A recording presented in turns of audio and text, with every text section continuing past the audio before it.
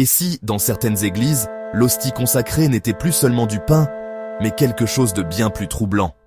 Depuis des siècles, des récits venus du monde entier parlent de miracles eucharistiques, des hosties qui saignent, des transformations inexpliquées, des fidèles en larmes.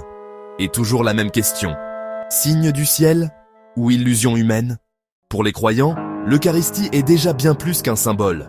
Alors quand certains affirment avoir vu une hostie devenir chair ou laisser apparaître du sang, beaucoup y voient une preuve bouleversante de la présence réelle du Christ. Mais c'est là que le doute commence.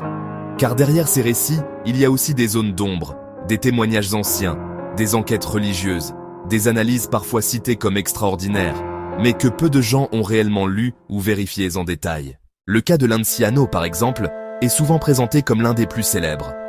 Pour certains, il confirme l'impensable.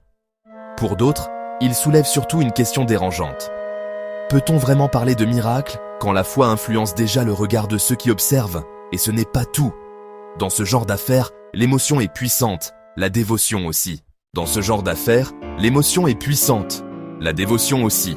Et parfois, entre croyances sincères, interprétation, mise en scène et besoin de croire, la frontière devient presque invisible. Alors, que voit-on vraiment dans les miracles eucharistiques? Une manifestation divine? Un mystère impossible à trancher? Ou une histoire amplifiée par les hommes? Une chose est sûre, ces phénomènes continuent de fasciner, de troubler et de diviser.